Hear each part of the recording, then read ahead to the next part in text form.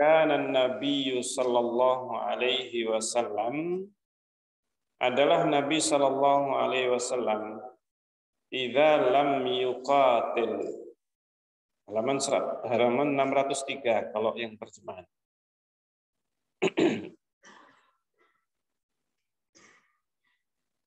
Kana Nabi idza lam yuqatil awalan nahar, adalah Nabi apabila tidak bertempur di awalin nahar, di awal hari, permulaan siang hari di pagi hari, akharal qitala, maka Rasulullah mengakhirkan qitala pertempuran hatta tazula syams, hingga tazula syamsu, hingga matahari tergelincir setelah zuhur.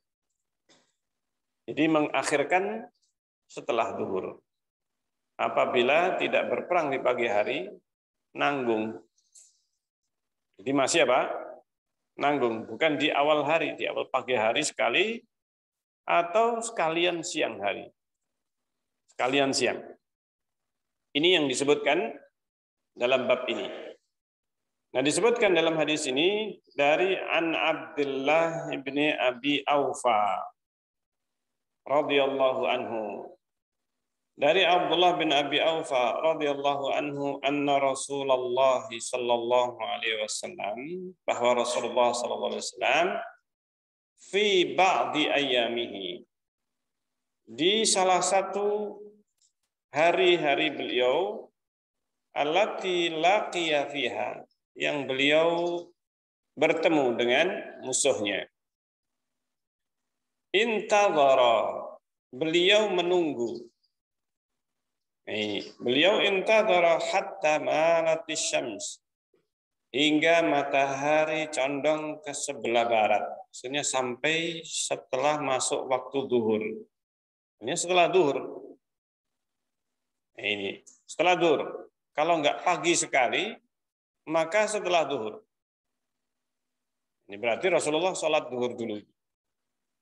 Nah, ini adalah kebiasaannya. Kalau tidak di pagi hari, maka diakhirkan sampai setelah zuhur. Malatis syams, tsumma qama finnas. Kemudian Rasulullah sallallahu alaihi wasallam qama finnas. Beliau berdiri di hadapan para sahabat. Qala, beliau berkata, ayyuhan nas, wahai manusia. Maksudnya para sahabat Rasulullah SAW. Ayyuhan nas, wahai manusia, la tatamannau liqa'al adu. Janganlah kalian tatamannau, mengangankan, berangan-angan, liqa'al adu, bertemu dengan musuh. Artinya jangan berharap, jangan mengharapkan pertemuan dengan musuh. Maksudnya, jangan seorang itu tergesa-gesa, jangan seorang kemudian mengharapkan musuh. Jangan kalian mengharapkan musuh. La tatamannaw liqa'al adu. Jangan mengharapkan kalian itu mengangankan pertemuan dengan musuh. Tetapi wasallallahu al-afiyah. Nah, sesungguhnya yang menjadi target utama seandainya dalam satu pertempuran, yang lebih baik daripada bertempur adalah mereka masuk Islam. Ini sebenarnya yang lebih baik. Karena itu Rasulullah SAW ketika terjadi penaklukan Mekah, menaklukkan kota Mekah, maka Rasulullah SAW ketika masuk kota Mekah dalam keadaan mereka tidak berperang. Dan itulah sebenarnya yang lebih diharapkan. Kalau seandainya musuh itu mereka menyerah dulu, masuk Islam dulu misalnya.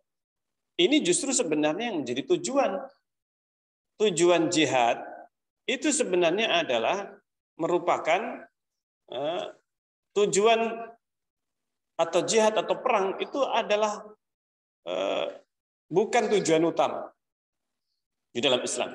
Tujuan utama di dalam Islam adalah mengislamkan manusia.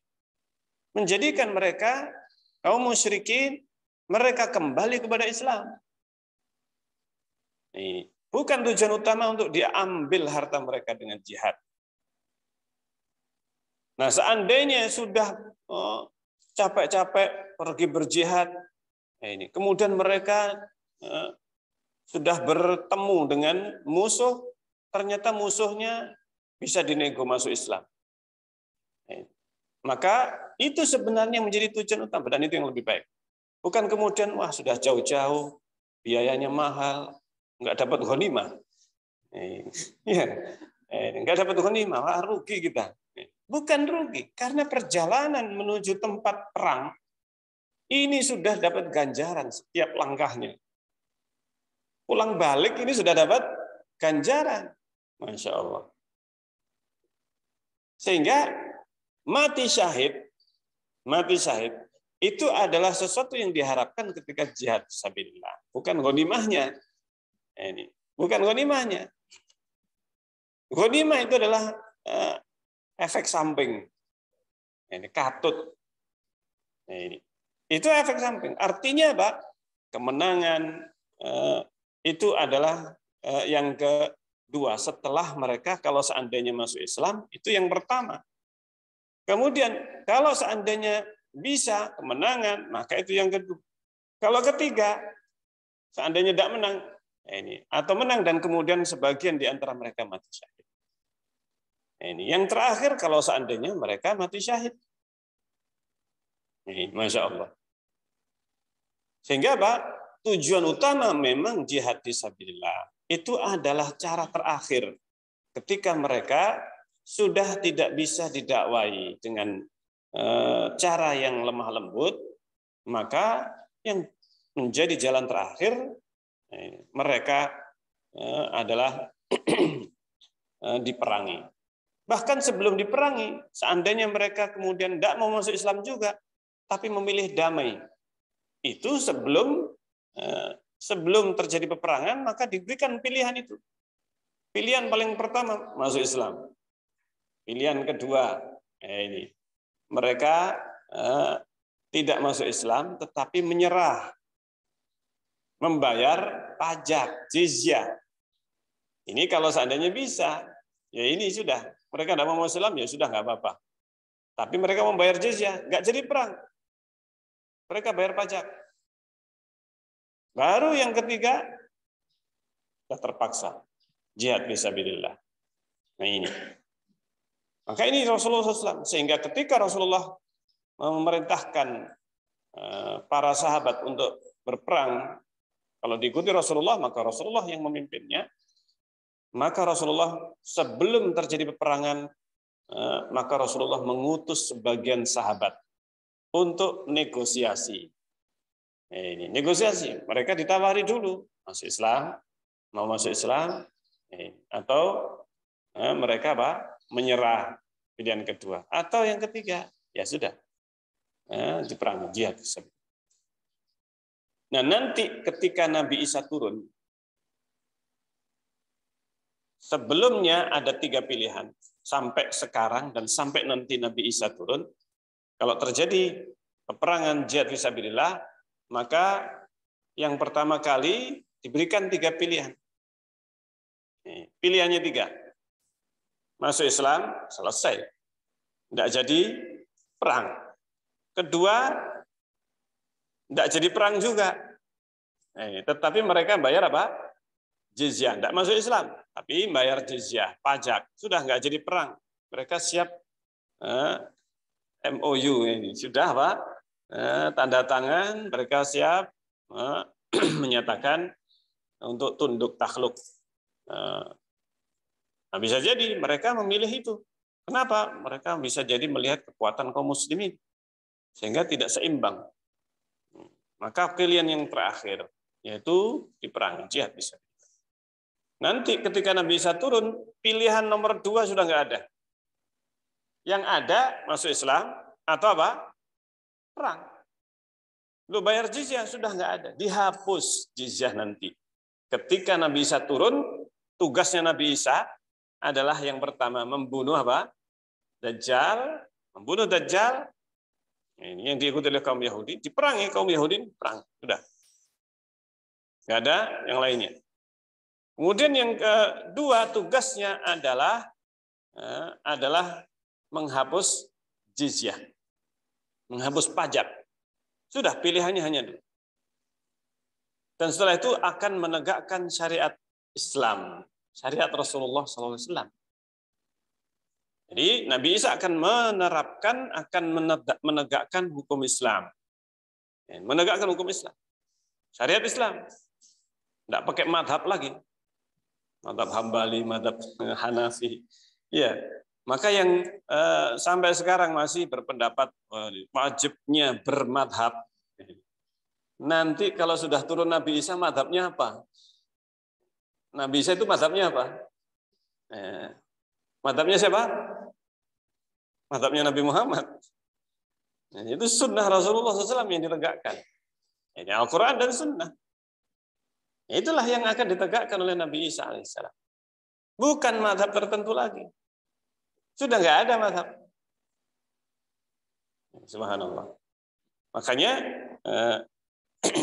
yang wajib bagi kita adalah mengikuti sunnah Rasulullah SAW. Apakah boleh bermadhab? Boleh, tapi bukan wajib. Bermadhab adalah boleh.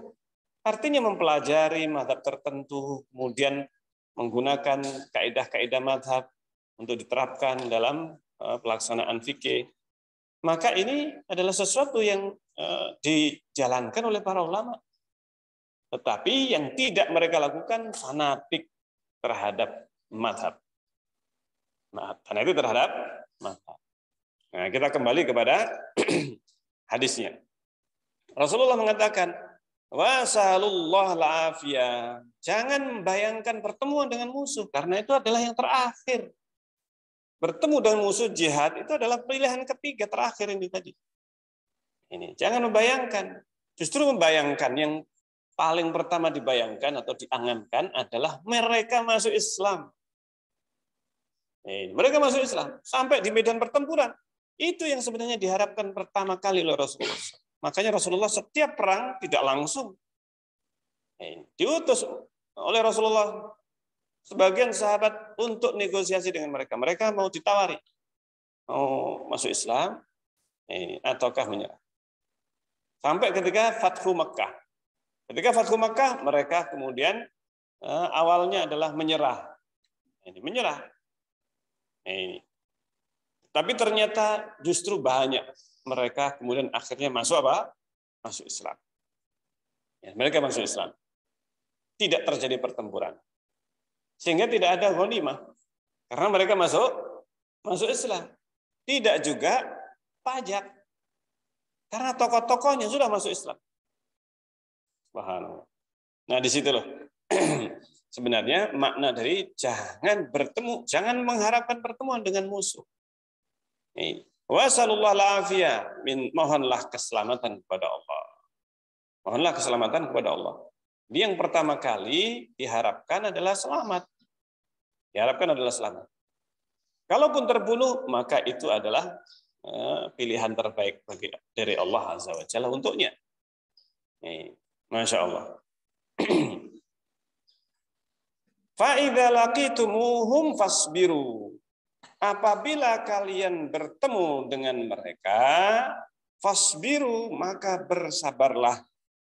Bersabarlah. Wa'lamu, dan ketahuilah, annal jannata, bahwa surga, tahta dhilalis suyuf. Surga berada di bawah naungan kilatan pedang. Di bawah naungan pedang. Bayang-bayang pedang. Ini tahta dhilalis suyuf. Maksudnya apa di sini? Sesungguhnya jannah surga di bawah bayang-bayang pedang. Maksudnya surga itu didapatkan dengan apa?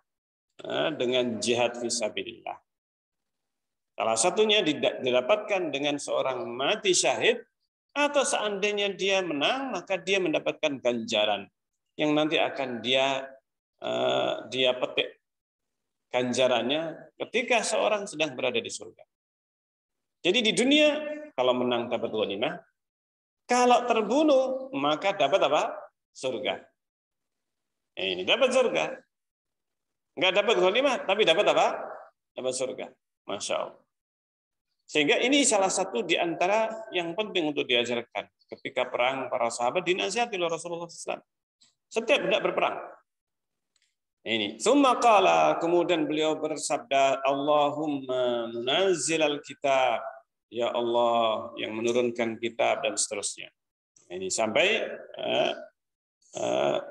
seterusnya sudah dibahas hadis ini, disebutkan, sesungguhnya sudah disebutkan di dalam kitab Ad-Da'wah, kitab doa. Ada kumpulan kitab doa dalam Sahih Bukhari. Ini dalam Sahih Bukhari. Tapi kita meloncat dulu pembahasan kitab ini, kitab buyuk, kitab jual beli. Sampai sekarang masuk kitab jihad. Masya Allah. Nah ini hadis yang ke 1276 dari kitab ini, ringkasan Sahih Bukhari. Bab selanjutnya. Bab yang selanjutnya. Babul ajir. Bab menyewa pekerja, termasuk menyewa untuk jihad. Menyewa untuk jihad. Babul ajir. Nah, ini salah satu di antara yang mungkin banyak tidak diketahui. Nah, ini bolehnya menyewa seseorang untuk berjihad. Menyewa. Jadi tentara bayaran. Nah ini disebutkan dalam hadis ini. An Ya'la bin Umayyah radhiyallahu anhu qala. Dari Ya'la bin Umayyah radhiyallahu anhu qala, ia berkata, istajartu ajiran. Saya mempekerjakan seseorang ajiran. Seorang yang bisa disewa, dibayar. Nah, ini seorang ajir, seorang dia dibayar, tentara bayaran. Dibayar. Faqatala rajulan. Hingga dia kemudian menyerang rajulan, menyerang seseorang. Qatala. Kalau qatala membunuh, qatala memerangi, berperang, beradu tempur melawan seseorang. Fa'adda ahaduhuma yadal akhar. Yang satu menggigit yang lain. Jadi gigit-gigitan ini. Perang kok jadi apa? Gigit menggigit. Fantaza'a yadahu min fihi. Dia mencabut tangannya dari mulutnya. Yang apa? Yang menggigit. Dia menarik tangannya dari yang menggigit. Wa naza'a saniyatahu. Hingga sampai-sampai giginya yang menggigit rompal. Gigi apa? Depannya. Saniyah. Gigi seri. Gigi serinya tanggal. Karena apa? Dia menggigit keras, dia tarik dengan keras tangannya tadi. Masya Allah. Fa'atan Nabiya sallallahu alaihi wasallam fa'ahdaraha. Akhirnya dia menemui Rasulullah SAW fa'ahdaraha. Nabi kemudian ahdaraha, tidak menjadikan kisos, enggak dikisos, ahdaraha. Hanya tidak ini menggigit sampai rompal, ya. Ini. Nah, kalau seandainya jotos-jotosan,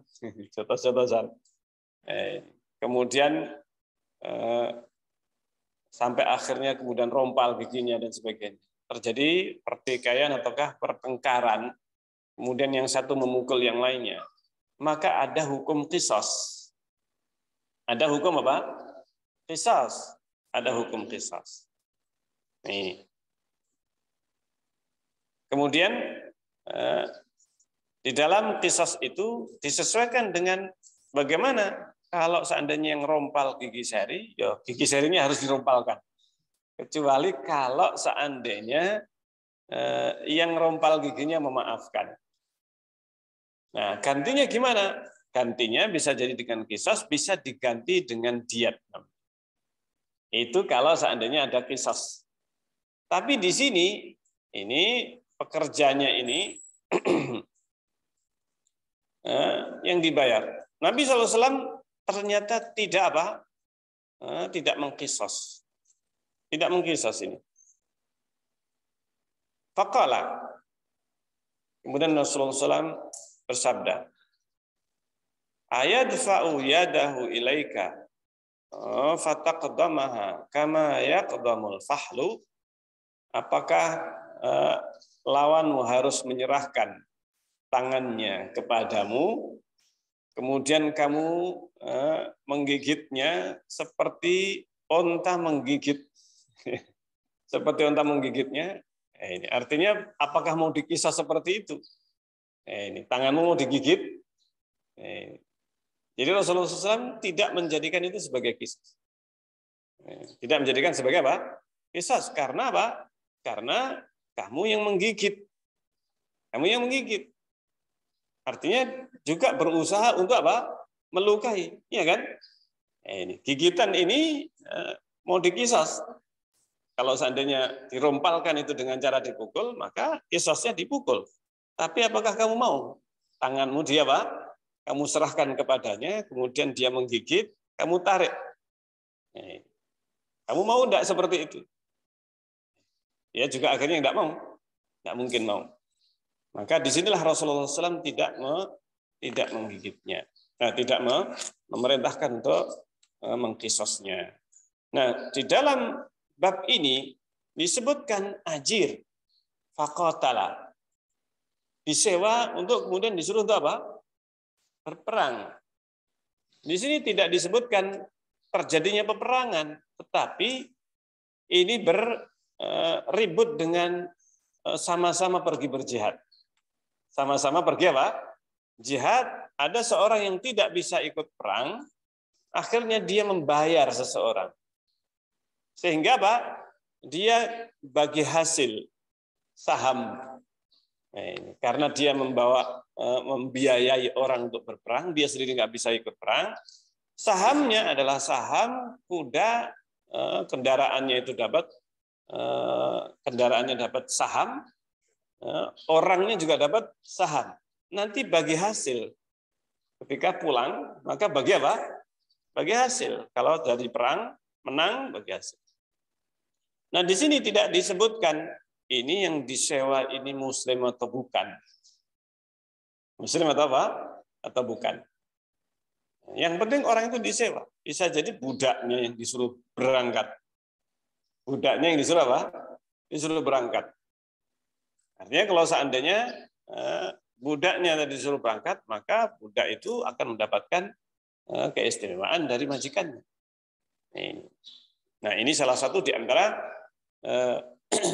dalil yang digunakan oleh para ulama untuk menunjukkan bahwa menyewa untuk perang, seorang tidak bisa ikut perang. Kamu saya bayari. Kamu saya bayari. Kalau seandainya mau saya bayari sekian atau bagi hasil nanti kalau dapat apa? Ghanimah. Ini. Bagi hasil kalau dapat ghanimah. Kalau mati kalau dia muslim mati syahid. Ya. Mati syahid. Dia dapat apa bagiannya? Dapat ganjarannya. Ya, dapat ganjarannya. Ganjaran mati syahid.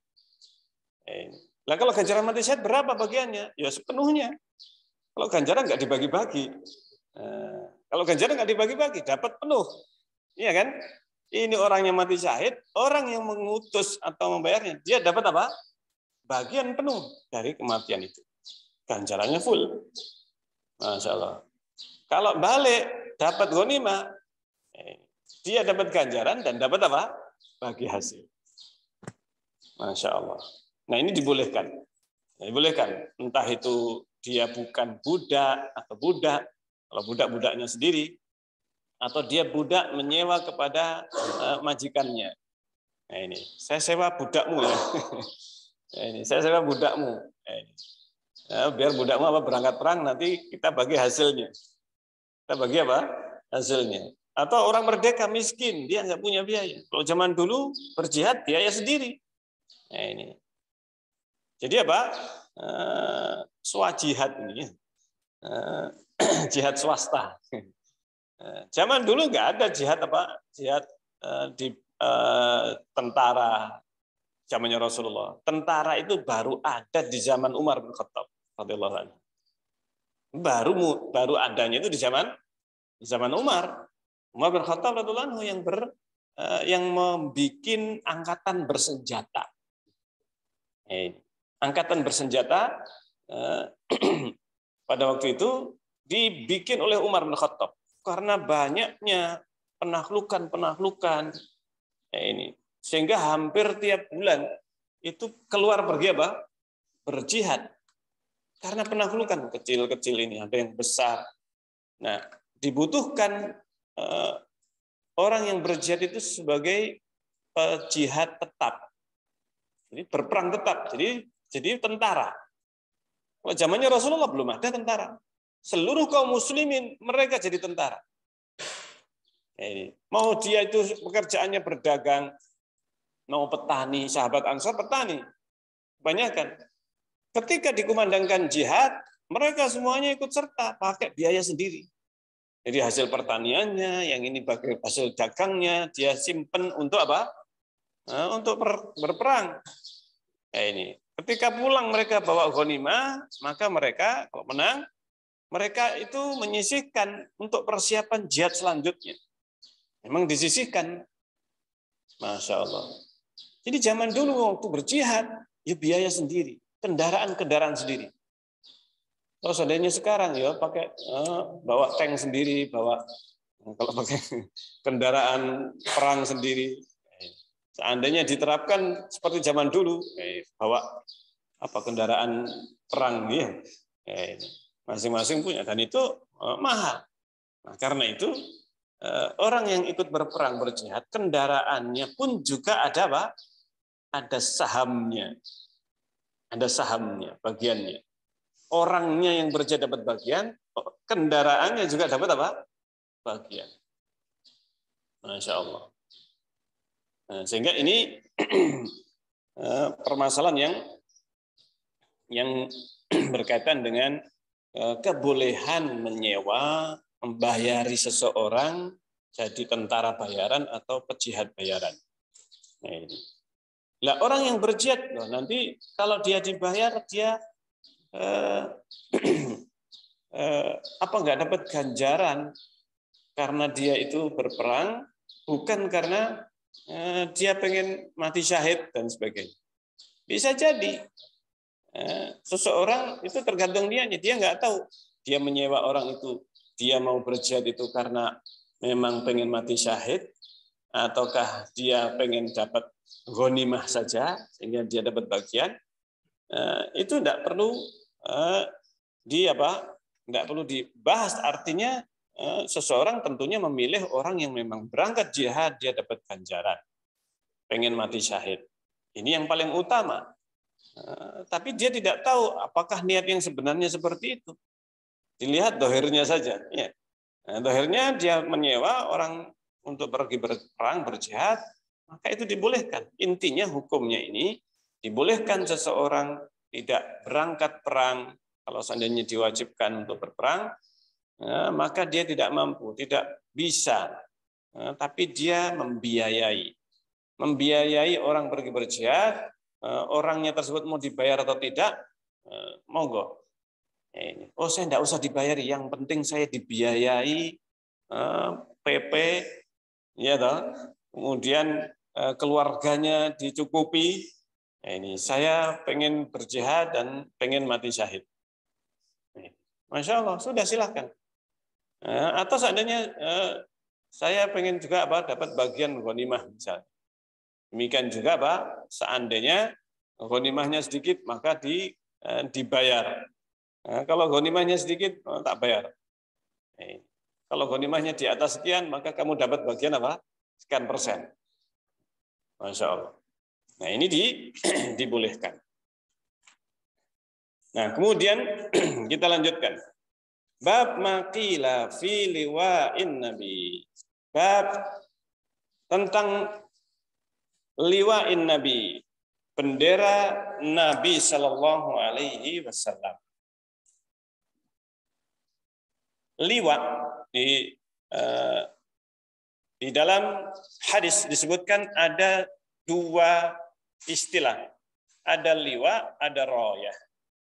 Dua-duanya diterjemahkan dalam bahasa Indonesia menjadi bendera. Nah ini bendera. Nah di sini disebutkan tentang liwanya Nabi Sallallahu Alaihi Wasallam, benderanya Nabi Sallallahu Alaihi Wasallam.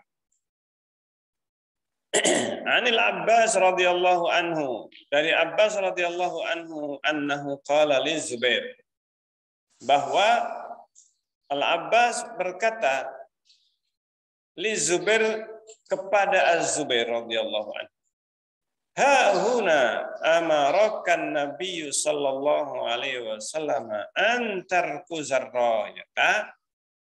Disinilah Nabi menyuruhmu antar kuzarraya, untuk menancapkan bendera. Di sini liwa disebutkan judulnya liwa, dan di bawahnya disebutkan rayah. Dalam hadisnya disebutkan ar-rayah. Nah, di sini terdapat perselisihan tentang apa perbedaan rayah dan liwa. Ada yang menyebutkan rayah hitam, liwa putih. Ada yang menyebutkan sebaliknya, liwa yang hitam. Nah, ini rayah yang yang putih. Tetapi intinya bahwa dua-duanya ini adalah bendera Rasul. Ada dua bendera. Bendera yang warnanya putih, ada yang berwarna berwarna hitam. Dengan tulisan kalimat la ilaha illallah. Nah, di sini disebutkan, apakah harus ada tulisan la ilaha illallah? Tidak harus. Dan tidak disebutkan tentang keharusan bendera adalah seperti itu. Bisa sekedar bendera dituliskan dengan kalimat la ilaha illallah, seperti halnya yang disebutkan dalam sebagian riwayat. Tetapi ini adalah menunjukkan bahwa di dalam peperangan disyariatkan ataukah di kebiasaan jihad Rasulullah SAW ada bendera. Bendera yang dijadikan, kalau rayah adalah untuk komando. Rayah ini adalah komando. Bendera komando. Nah, di belakangnya, di belakang bendera komando itu bendera liwanya. Nah, ini yang besar, jadi di belakangnya. Sehingga ini komando yang memegang satu orang. Memegang satu orang. Sehingga arah peperangan itu bisa bisa diketahui dari bendera ini. Masya Allah. Nah, inilah yang disebutkan dalam hadis ini. Sehingga ada bendera di dalam peperangan. Ini yang disebutkan.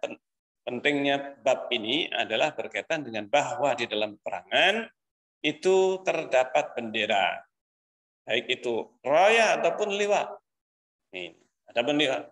Tentang perselisihan apa itu bedanya rayah dan liwa, Imam Bukhari di sini memberikan isyarat bahwa sebenarnya itu dua istilah yang bisa digunakan untuk yang lain. Liwa itu bisa bermakna rayah, rayah juga bisa bermakna al-liwa. Nah, ini. Hanya saja yang disebutkan dalam sebagian riwayat, ar-rayah itu adalah bendera komando. Karena Rasulullah dalam hadis menyebutkan, lautiyanna rayata ghadan, aku akan memberikan rayah, bendera, ghadan besok, rajulan kepada seseorang, yuhibbullaha wa rasulahu wa yuhibbuhullahu wa rasuluhu. Dia mencintai Allah dan Rasulnya dan dicintai oleh Allah dan Rasulnya. Nah itu para sahabat mereka apa? Mereka malam-malam itu melean. Ya duku Nabi halailatah. Mereka malam itu tidak tidur. Mereka sampai apa? Sampai membicarakan. Ini penasaran. Ini siapa kira-kira besok ini? Siapa yang akan menerima royah ini? Menerima apa? Bendera komando ini. Karena orang yang disebutkan oleh Rasulullah nggak disebut namanya, cuma disebut royah. Aku akan berikan royah ini besok seseorang yang mencintai Allah dan Rasul. Yuhibbullaha wa rasulahu wa yuhibbuhullah wa rasuluhu. Dan orang ini dicintai oleh Allah dan Rasul. Kalau yang pertama mencintai Allah dan Rasulnya, semua sahabat mereka merasa mencintai Allah dan Rasulnya. Makanya mereka pengen, karena mereka merasa mencintai Allah dan Rasulnya. Kenapa pengen menjadi orang yang diberikan oleh Rasulullah? Karena Rasulullah memberi sifat setelahnya. Dicintai Allah dan Rasulnya. Subhanallah. Ini yang mereka inginkan.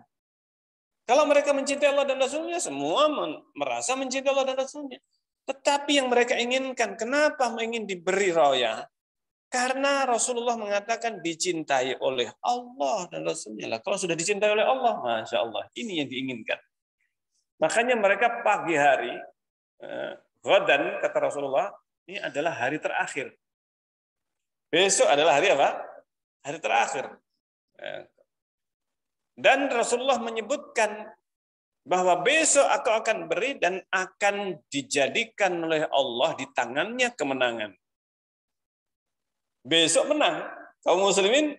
Jadi Rasulullah ketika perang dapat wahyu. Besok menangnya. Subhanallah. Besok akan menang. Allah akan yaftahullahu ala yadayhi. Allah akan berikan kemenangan di tangannya. Para sahabat pengen semuanya, bukan karena saya jadi pahlawan besok. Bukan riak, tetapi karena Rasulullah menyebutkan itu tadi. Dicintai oleh Allah dan Rasulnya. Itu sebenarnya yang mereka inginkan. Kalau mati syahid, mereka harapkan semuanya mati syahid. Subhanallah. Ini yang diharapkan. Mereka tidak menyangka kalau seandainya itu adalah apa? Ali bin Abi Thalib. Karena apa? Ali bin Abi Thalib belek. Dua-duanya sakit mata.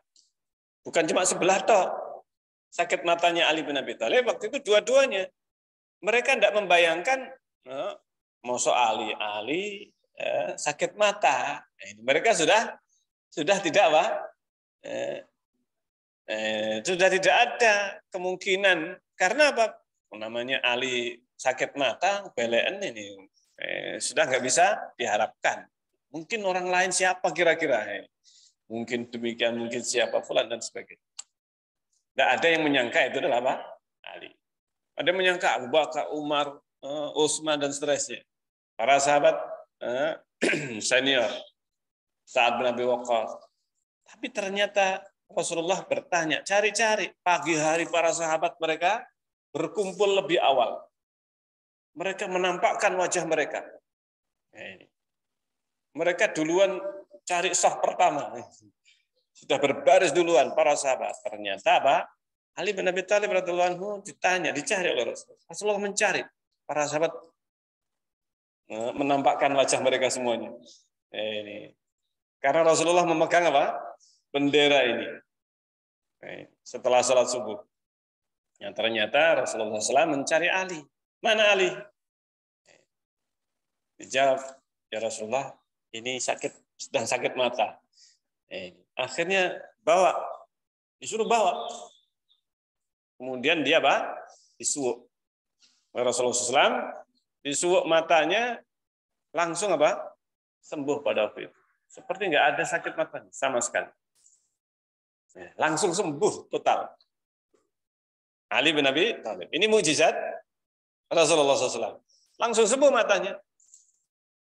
Kemudian setelah itu benderanya diserahkan langsung. Ini nggak pakai apa? Nggak pakai pemilihan, tes. Apalagi tes wawasan kebangsaan misalnya, nggak perlu, langsung dikasihkan. Langsung dia apa? Langsung dikasihkan benderanya ini. Masya Allah. Unfud ala rislik, laksanakan ini dengan tenang, jangan tergesa-gesa. Unfud ala rislik.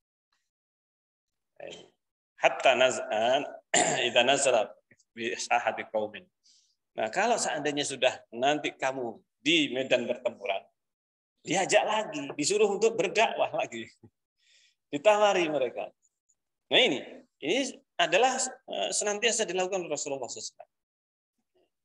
Sehingga kalau seandainya pertempuran itu di hari kedua juga demikian. Mau menyerah atau apa? Bayar jizyah atau diperangi. Masya Allah. Baik. Insya Allah sampai di sini. Kita akan lanjutkan dalam pembahasan yang akan datang. Semoga bermanfaat apa yang kita baca dan kita bisa mengambil faedahnya. Kita akhiri. Ada pertanyaan sebelum ditutup? Tidak ada? Santri? Masya Allah. Tidak ada. Kita akhiri. Subhanakallahumma rabbana bihamdika asyhadu an la ilaha illa anta astaghfiruka wa atubu ilaik. Assalamualaikum warahmatullahi wabarakatuh.